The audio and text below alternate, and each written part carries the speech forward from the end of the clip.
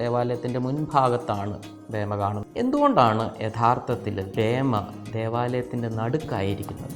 നമ്മുടെ ജീവിതത്തിൻ്റെ നടുക്കുള്ളത് ഈശോയെ യഥാർത്ഥത്തിലേക്ക് നയിച്ചത് ഈശോയുടെ കുരിശിലേക്കാണ്.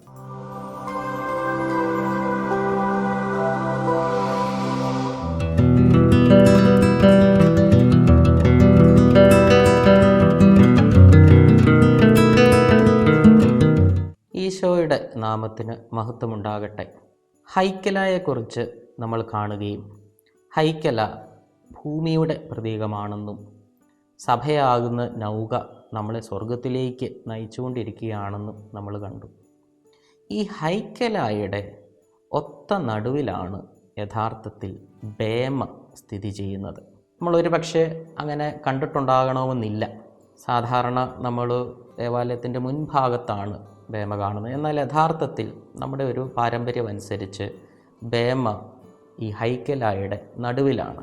കടുവാക്കുളം എന്ന് പറയുന്ന സ്ഥലത്ത് MCBS പ്രൊവിൻഷ്യൽ ഹൗസിൻ്റെ ആ ഇടവക ദേവാലയത്തിൽ നമുക്കിങ്ങനെ ഒരു ഘടന നമുക്ക് കാണാൻ സാധിക്കും. അതുപോലെ തന്നെ മധ്യപ്രദേശിലുള്ള സെൻറ്റ് എഫ്രൈംസ് തിയോളജിക്കൽ കോളേജ് എന്ന് പറയുന്ന സെമിനാരിയിലും ഈ ബേമ ദേവാലയത്തിന് നടുക്ക് കിടക്കുന്നതായിട്ട് നമുക്ക് കാണാൻ സാധിക്കും. എന്തുകൊണ്ടാണ് യഥാർത്ഥത്തിൽ ഈ ബേമ ദേവാലയത്തിൻ്റെ നടുക്കായിരിക്കുന്നത്? ഈ ബേമ എന്ന് പറയുന്നത് വചന ശുശ്രൂഷ നടക്കുന്ന സ്ഥലമാണ്. വചന ശുശ്രൂഷയിൽ നമ്മൾ എന്താണ് ഓർക്കുന്നത്? ഈശോ സ്വർഗത്തിൽ നിന്ന് ഭൂമിയിലേക്ക് വന്നതും ഈ ഭൂമിയിൽ മനുഷ്യരുടെ ഇടയിൽ ജീവിച്ചതും ഈ മനുഷ്യരുടെ ഇടയിൽ സുവിശേഷം പ്രസംഗിച്ചതുമാണ് നമ്മൾ വചന ശുശ്രൂഷയിൽ ഓർക്കുന്നത്. യോഹന്നാൻ്റെ സുവിശേഷത്തെ നമ്മൾ കാണുന്നുണ്ട്. വചനം മാംസമായി നമ്മുടെ ഇടയിൽ വസിച്ചു.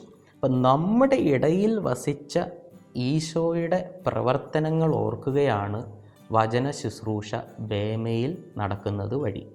ബേമ എന്ന് പറയുന്നത് ജെറുസലേമിൻ്റെ പ്രതീകമാണ്. അപ്പം ജെറുസലേം എന്തുകൊണ്ടാണ് നടുക്ക്? നമ്മളൊരു ഭൂപടം എടുത്ത് നോക്കിയാൽ ജെറുസലേം നടുക്കാകണമെന്നുമില്ല. എന്നാൽ നമ്മുടെ ജീവിതത്തിൻ്റെ കേന്ദ്രം, നമ്മുടെ ജീവിതത്തിൻ്റെ നടുക്കുള്ളത് നമ്മുടെ നാഥനായിട്ടുള്ള ഈശോയാണ്. ആ ഈശോ ജീവിച്ച ജെറുസലേമിൻ്റെ സമീപ പ്രദേശങ്ങളിലുമാണ് ഈശോ സുവിശേഷം പ്രസംഗിച്ചത്. അതുകൊണ്ടാണ് ഈ ഭൂമിയുടെ നടുവിലായി, ഹൈക്കലായുടെ നടുവിലായി ജെറുസലേമിൻ്റെ പ്രതീകമായിട്ടുള്ള ബേമ സ്ഥിതി ചെയ്യുന്നത്. മനോഹരമായിട്ടുള്ള ഒരർത്ഥമാണ്. ഈ ബേമയുടെ നടുക്ക് ഒരു മേശയുണ്ട്. ബേമ എന്ന് പറയുന്നത് ഹൈക്കലായിൽ നിന്ന് ഒരു പടി ഉയർന്ന ഒരു തളവാണ്. അതിൻ്റെ നടുക്ക് ഒരു മേശയുണ്ട്. അതിനെ വചനപീഠം എന്ന് നമുക്ക് കാണാൻ സാധിക്കും. വചനപീഠത്തിന് ഒരർത്ഥമുണ്ട്. ഇതിനെ ഗാഗുൽത്ത എന്നും വിശേഷിപ്പിക്കാറുണ്ട്. ഗാഗുൽത്തയുടെ പ്രത്യേകത നമുക്കറിയാം. ഈശോ കുരിശിൽ മരിച്ച സ്ഥലമാണ്. കാരണം ഈ വചന ശുശ്രൂഷ ഓർക്കുന്നിടത്ത് എന്തുകൊണ്ടാണ് ഗാഗുൽത്ത എന്ന് പറയുന്ന ഒരു മേശ സ്ഥിതി ചെയ്യുന്നത്? കാരണം ഈശോയുടെ വചനപ്രഘോഷണം, ദൈവരാജ്യ പ്രഘോഷണം ഈശോയെ യഥാർത്ഥത്തിലേക്ക് നയിച്ചത് ഈശോയുടെ കുരിശിലേക്കാണ്. അതുകൊണ്ടാണ് ഈ ബേമയുടെ നടുക്കുള്ള മേശയ്ക്ക് ഗാഗുൽത്ത എന്ന പേര് വരാനുള്ള കാരണം. ഇനി ഈ ഗാഗുൽത്തായി, ഈ വചനപീഠത്തിൽ 2 വിളക്കുകളുള്ളതായിട്ട് നമുക്ക് കാണാൻ സാധിക്കും.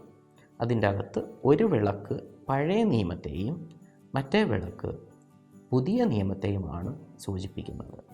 കൂടാതെ ഈ ബേമയിൽ ശുശ്രൂഷികൾക്ക് ശംശാനമാർക്ക് വായിക്കാൻ, പഴയ നിയമവും പുതിയ നിയമവും വായിക്കാനുള്ള വായനാപീഠങ്ങളും കാർമ്മികനും ഒക്കെ ഇരിക്കാനുള്ള ഇരിപ്പിടങ്ങളും ഒക്കെ ഈ ബേമയിൽ നമുക്ക് കാണാൻ സാധിക്കും.